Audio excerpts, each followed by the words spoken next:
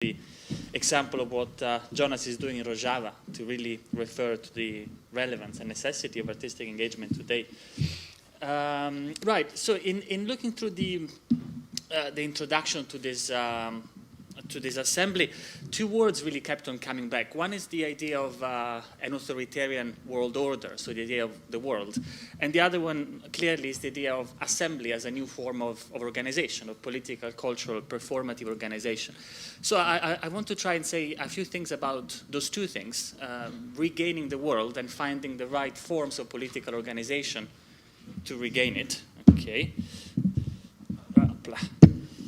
With some concrete proposals about what we should be doing in this part of the world, in Europe, but always keeping in mind that Europe is not something that we can border or something that we should define, something that we should be seeking the identity of, a natural people of. Even, as you know, in the founding myth of Europe, in the myth of Europa, everybody knows that Europa is kidnapped by Zeus in the guise of a bull and taken away. What's perhaps less known is what happens afterwards, and the three brothers of Europa set on a mission to search for Europa and find her abducted sisters. And they set in three very different directions. One brother goes towards what today we would call Europe, one goes towards Africa, Libya, another one goes towards the Middle East and Asia. And already you see that Europe exists in a multiplicity of geographical spaces. And even more interestingly, none of the brothers ever find Europa, but all of them, during the search, settle and establish cities from which to regain strength and continue the search. And amongst those cities is the city of Thebes, which clearly becomes one of the defining symbols of Greek and hence Greek tragedy and hence European theater. And here you see that Europa is not actually does not exist. Europa is a pursuit. It's a constant inclination. It's a constant movement. She's ultimately nowhere. A little bit like the other word that has an etymology nowhere, which is utopia. And Europa performs the functioning of pulling the search of the brothers, a little bit like Eduardo Galeano talks about utopia. I go a few steps closer and she goes a few steps away from me. What is the purpose of utopia? It's precisely that, to keep on walking. So we should maintain a very open conception of Europe, both geographically but also in terms of what Europe politically is the name of. And it certainly is not the name just of a bordered political entity. So world and structures to organize the world. I think a good place to start is actually our good friend Theresa May, the British Prime Minister, who has a very good idea. And just after becoming Prime Minister, she made a statement, which I like very much. Whoever considers himself to be a citizen of the world, she said, is really a citizen of nowhere. What she meant is that we need to go back to a very nationalized conception of citizenship. She meant to attack the globalists, the left-wing humanitarian lawyers, the activists, and instead to say, like Nigel Farage argued well before her and more convincingly, that only through a restriction of our conception of the nation, only through borders and barriers can we recuperate a certain sense of political agency. It was a nationalist, exclusionary, xenophobic message that she was conveying. But I'd like to suggest that actually she was correct, even though in a very twisted reversal of precisely what she means. Because if we look at our condition today, we might say that actually we are, to an extent, all of us, citizens of the world, and precisely for this reason, we are citizens of nowhere. So let me unpack this briefly. We know that there is an increasing number of challenges that clearly bypass the dimension of the nation state that are affecting us. They go from the interdependency of our economic model, globalization, questions of climate change, questions of migration flows. We have a much greater understanding of the world than any previous generations had. We have a greater capacity to travel, to network, to connect. The internet clearly has produced an acceleration in this at a global level. So we have global challenges. We have a certain global awareness and a certain global understanding. And if you like, we have gained the world over the last decades in this sense. But if citizenship means having a political agency over your future, then we lack any meaningful political agency over such global challenges and such global dimensions of our life. We are, when it comes to those challenges, citizens of nowhere, in the sense that we are citizens that are deprived of any political agency to actually impact decisions, to impact the flows of information, to impact what is going to shape our future when this comes from beyond the remits and the borders of the nation state, as it increasingly does. And so what I'd like to argue is that we need to find a way of developing a conception of politics, a conception of political agency that returns our world, not just as an idea, not just as something that we have an awareness over, but as something that we have political control and political agency over. And that requires transforming the way that we operate as much as transforming the way that political institutions, which clearly have been built for a national world, operate. A way of visualizing this is, I wanted to buy one example and bring it here, but I couldn't find it, is through this fantastic image of the Drost chocolate powder that is produced here in the Netherlands. And as many of you will know it. It's an image of a maid that is holding in her hand the very same chocolate powder that she's printed over.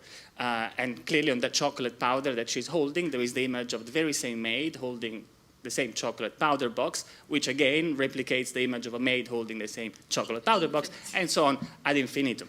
This is an old idea. It was Giotto in the 14th century to first devise a triptych, which shows St. Peter's giving the very same triptych to Jesus, and in the triptych there is obviously St. Peter's giving the same triptych to Jesus, so on and so forth. And then we have Shakespeare, the play within the play within the play, and so on and so forth.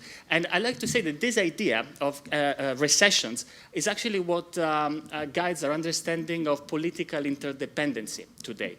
If you look at phenomena like Brexit, even phenomena like new regionalisms, what you find is that our incapacity to have meaningful political agency over globalization, our incapacity to govern globalization, our incapacity to have meaningful political agency over the European Union, to govern European economic policy, for instance, or to govern European migration policy, or even to have one, leads many to go one step farther down the Drost perspective and try to recuperate the nation as the agent where we might perhaps be able to recuperate this political agency, take back control.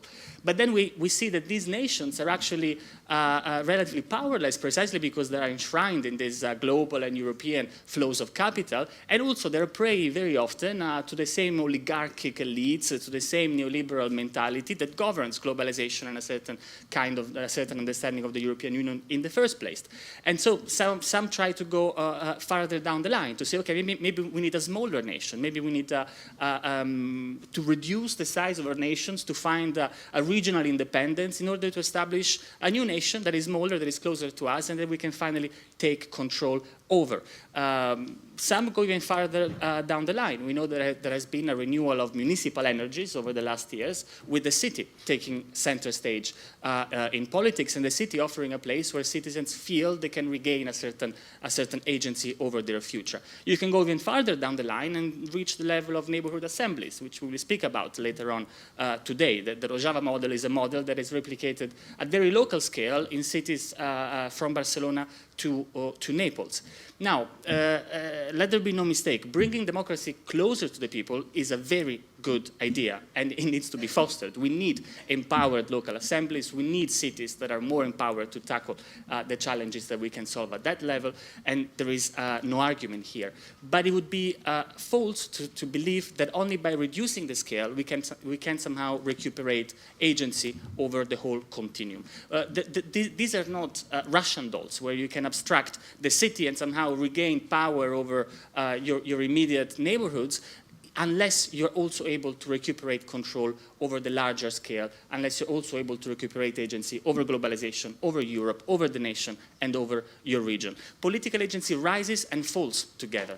This is clearly in the European, very clear in the European Union. I mean, if you think of the Eurozone countries, the lack of a credible democratic European economic policy constrains nation states and puts them into a constant austerity cage, constrains the budgets of individual European nation states, which in turn constrains the budgets of individual European cities, which in turn make any proposal that might arise from a neighborhood assembly very difficult to realize if it requires an investment of capital. This is what is happening right these weeks in Naples, when there are very good proposals that are emerging bottom-up, but the city of Naples is strangled by the Stability Pact of Italy, which is in turn a reverberation of the Stability Pact, the Fiscal Compact of the European Union. You see the same dynamic with migration flows. The inability of having an effective, humane, efficient management of the movement of peoples in the European Union leads only certain states to bear the brunt of the phenomenon, be it Germany in 2015 or Italy and Greece today, which reduces the capacity of those states to actually effectively and humanely address this phenomenon, given that they are left alone. At the same time, this leads cities to be the first point of arrival of those migrants, to be in a very difficult situation of having to deal with large numbers of undocumented migrants, which have a right to health care, which have a right to a humane reception. And this right is very often not respected, either because the political parties don't want to respect it, or because so chaotic is the situation, and so chaotic is the economic situation as well, that often it becomes very, very difficult to maneuver this. So the bottom line is that political agency is not the world of Russian dolls. It rises or it goes down together. Recuperating political agency means developing a capacity of building a politics over the whole continuum, of building what we've lacked until now, a kind of transnational awareness in our very daily work. It's a bit more like the Moebius strip, if you like, where the inside and the outside overlap, where there is no distinction between what is outside and what is inside of our community. There is one entire political continuum. Now, if you look at the way the globalization functions, we know that the structures that govern neoliberal globalization are many, sometimes contradictory. They go from the G7 to the G20, the IMF, the World Bank, informal gatherings such as the Davos summit each year in Switzerland. And we know that those institutions have been set up over the last 20, 30 years of neoliberal globalization. What is interesting is that as these institutions have been set up, there has been the development of a bottom-up attempt at an internationalist response to try and steer neoliberal globalization in a different direction. And I want to say a few words about this experience, which precedes that of the assemblies of the 21st century, because I think it tells us a lot of what we need to be doing differently today. As you know, the turn of the century, 1999, 2000, opens with gigantic protests in Seattle against the World Trade Organization. It was the beginning of what came to be known as the global justice movement, or the alter global movement, or the no global movement. A genuine transnational global mobilization that demanded an alternative globalization. Together with a movement that made its way in protests, large-scale performances from Seattle to Genoa to Prague, all over the world, there emerged a new forum for coordination of those struggles, the World Social Forum. This was something quite unique and innovative. It was the attempt to say, just as the elites have their gathering in Davos, we need to create a citizens-led platform to join forces together to build an effective counterpower to top-down neoliberal globalization, and we need to do it bottom-up. As you know, the World Social Forum started in Puerto Alegre. It was an extraordinary success at the beginning. It drew movements from Africa, from Asia, European trade unions, anti-apartheid movements, and whatnot. And it started to create a little bit this space of global coordination with the very clear objective of resisting the doctrine of TINA. There is no alternative. It was born to showcase that actually there is an alternative, and this alternative is coming up from the bottom. At a global level. But if we look at the WSF, the World Social Forum, as a successful example of a discursive counter-hegemonic power, as a space where an alternative dialectic was being crafted, the World Social Forum never transformed into an effective political counterpower. If you like, there was a very important lesson here, and it is this. If you are in a position of power, if you're in a position of already exercising agency over the way that decisions are taken, then it is enough to craft a certain loose consensus amongst your partners to see that consensus transformed into policy. Translated, if you are a big global corporation, or if you are the political elites, it is enough that you build a loose consensus in Davos or at the G7 or the G20 in order to see that consensus actually transformed into the government of globalization. But if you are in the position of being at the outskirts of political power, if you're denied a political agency, if you are a citizen of nowhere in this sense, then it is not sufficient to develop a consensus, to agree on what should be done, to agree on what alternative ideas or policies might be implemented. We need a strategy for seizing power. We need a strategy to transform ideas and proposals into actual politically implementable and enforceable demands. And this is what the World Social Forum never did. It refused to do it to such an extent that Article 6 of its charter, for many good reasons, even prohibited the World Social Forum from signing any statement on behalf of the forum itself, from issuing a position on any political development, on any decision that was being taken, because the forum had to be maintained as a horizontal space of coordination and debate, and not as a political actor, as a political subject in its own right. This resulted in a very puzzling situation, if you think about it, because the moment the globalization that the World Social Forum was born to critique started cracking in 2008, the moment the G7, G20 started yielding almost no decisions, the moment they started losing the capacity to govern globalization, the moment Europe entered a period of constant and ongoing political and economic crisis, both the World Social Forum and its offspring, the European Social Forum, all but withered away. They lost relevance precisely in the moment when there could have been an opening to insert demands for an alternative and to guide a certain reenfranchisement of world citizens and European citizens in these 10 long years of extraordinary global economic and political crisis. And I think this is a lesson also for the type of world that emerges out of the 2011 movements of the squares. There needs to be a discussion on organization. There needs to be a strategy for seizing political power as much as for creating autonomous zones or temporary spaces of informal coordination. Now, where this leads us, I think, today, we can see by comparing the World Social Forum with other congresses that actually changed the world. I refer, for instance, to the Indian National Congress or the African National Congress. Those were spaces that were born initially as spaces of dialogue, as spaces where a community of intent was being fostered amongst colonized peoples, some of them even in order to develop a relation with the colonial powers. The Indian National Congress, for its first couple of decades, was a space where the Indian intelligentsia entered in a relation with the British administration to try and foster the rights and duties of Indian citizens. But very soon, both congresses turned their strategy upside down. They became aware that subjects deprived of political agency, such as the Indians or the blacks in South Africa were at the time, could no longer have just the luxury of crafting common positions in the hope that the powers that be, that the colonial masters, take those positions up. It was not enough to even just be protesting or campaigning. And instead, what was needed was to construct a counterpower that could transform a system that structurally deprived colonial subjects of their citizenship right. It was the political system itself that had to be transformed. There needed to be a movement that politically enfranchised its members through an organized struggle that could then legally and socially enfranchise a majority that was being denied a vote. Now, with all due distinctions, I want to raise the provocation that today, to some extent, we're all in the position of colonized subjects.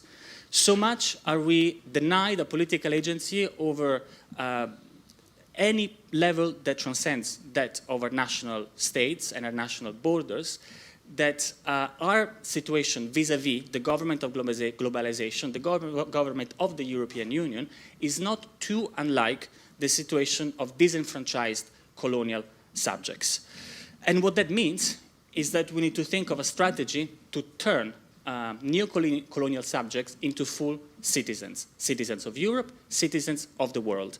And to do that, I believe that we need something a little bit closer to a new transnational political party, something that affects the maneuver that the Indian and African National Congresses did, obviously in a very new global and political situation that we're living through today. And where I want to close is to give a few ideas of what such a transnational political party might look like and what its role could be. A party is something that has a peculiar task. It is a partisan structure. It represents a part.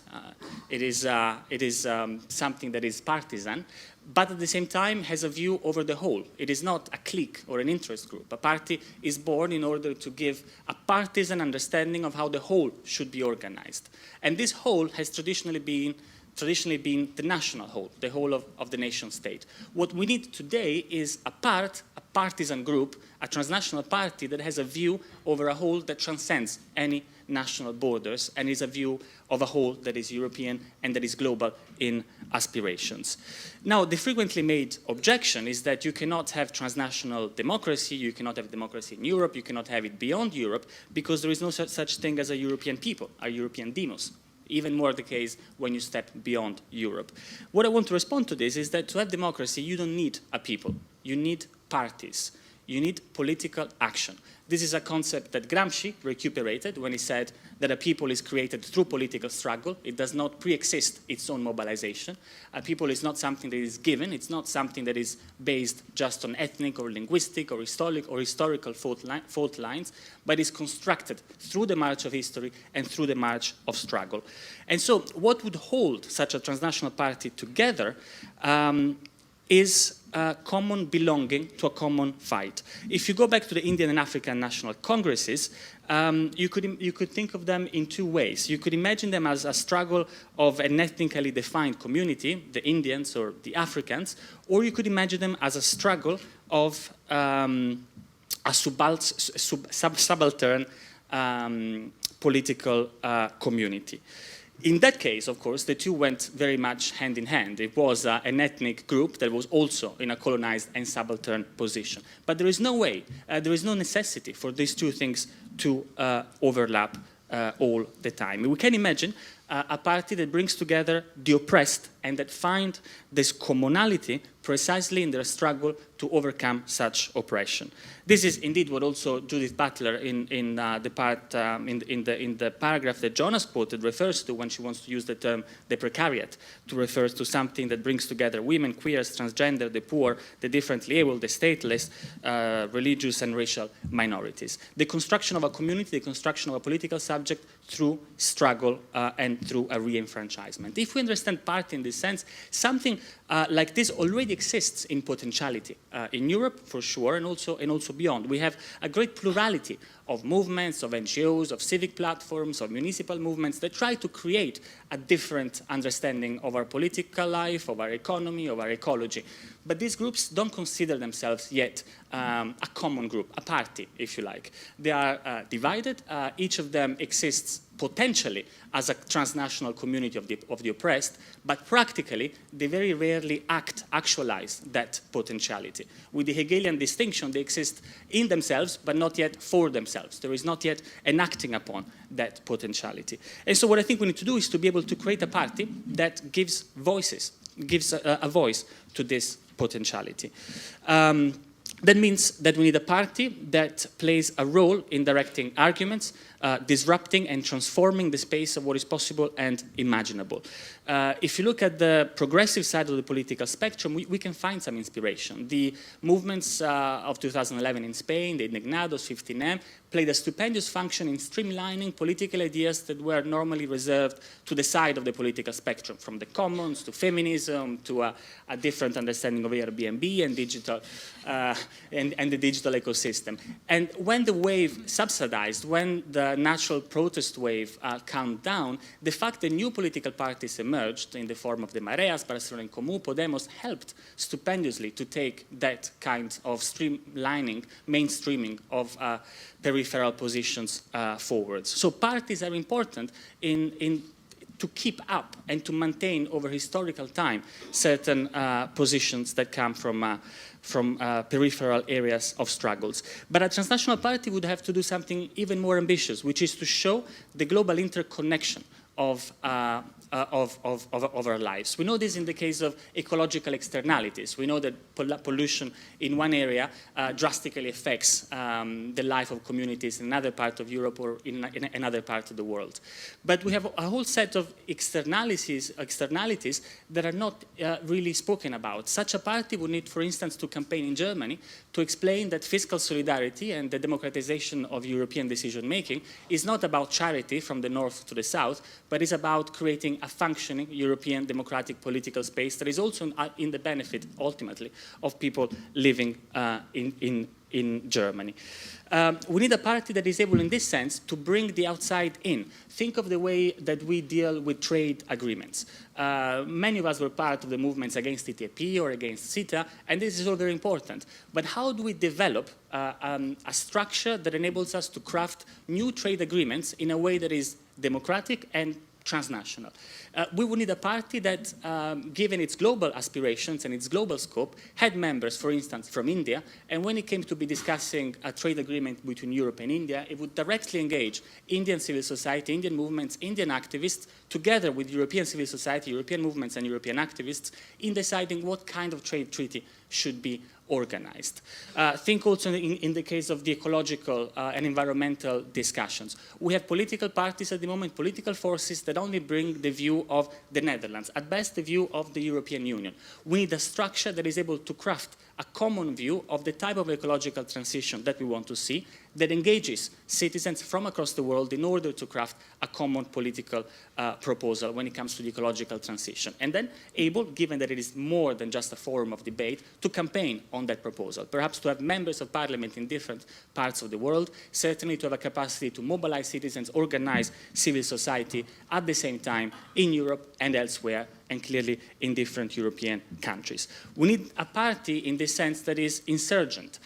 We can go back to Machiavelli, who stated that democracy is premised, or liberty he called it, liberty is premised on constant struggle, insubordination, and conflict. We need a party that is not content with simply playing the game of the existing institutions of representation, but serves to empower citizens outside of those institutions. Because just as in the case of the Indian National Congress, the task is not so much of changing a policy within those institutions, but changing the very institutional setup itself. So we need to have a very conflictual relation to the currently existing governance structures of the European Union and globally, and we need a party that sometimes blocks those structures even through acts of direct civil disobedience. A little bit like the councillors in the city hall of Barcelona, sometimes when they cannot block an eviction, call up on activists in the city to go and put their body in front of the police forces to try and block that eviction. We need to imagine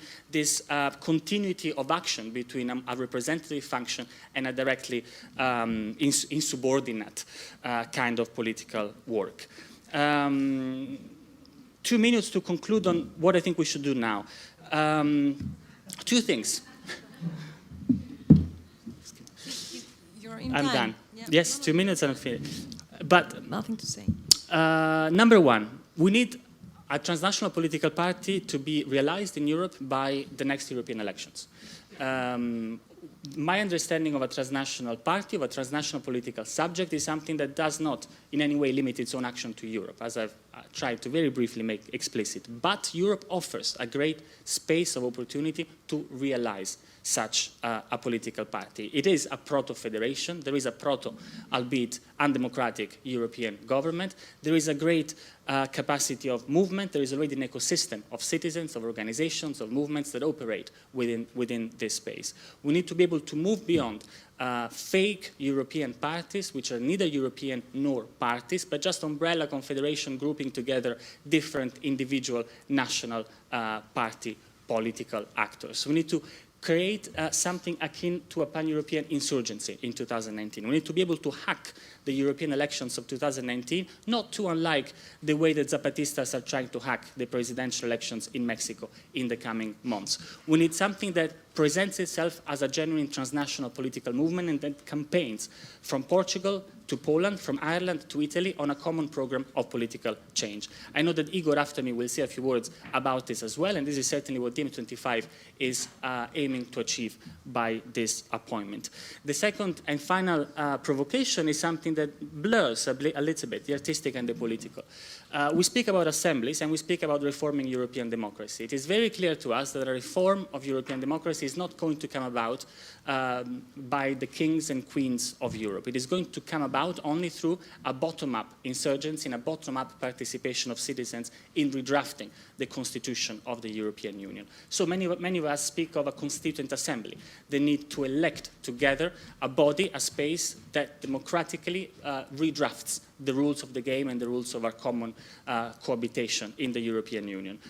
What we might imagine provocatively is that in 2019 we actually elect such an assembly. That given that it is not going to be given to us by the European Council, the European Party, or Parliament, or European national governments, we use the appointment of the 2019 European elections not only to launch a new pan-European political party, but to vote and elect a constituent assembly for Europe. Something that would be chosen by all the citizens that decided to candidate themselves on such an assembly, and that would be voted online and offline through booths organized just outside of the official election booths during the European elections in as many cities of Europe as possible, with as many citizens of Europe as possible participating in the election online and offline, and resulting in a group of 300, 400, 500 citizens who had been elected by several tens or hundreds of thousands of citizens to precisely perform the mock-up of a European assembly tasked with democratizing the European Union.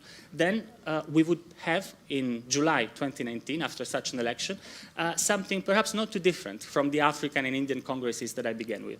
A body of people that were not self-appointed, like to some extent a movement like DiEM is, but a body of people that would have been elected by a transnational demos in order to take forwards the fight for the democratization of the European Union. And that would remain as something in between, an NGO, a political party, a social movement, and continue the struggle of bringing forwards the re-enfranchisement of political citizens and the transformation of our neo-colonial condition into a full condition of political participation. Wow. Thank you very much, Lorenzo.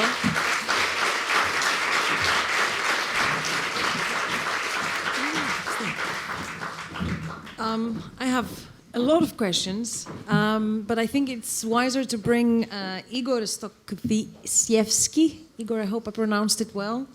A writer, activist, journalist, and an artist, and he's the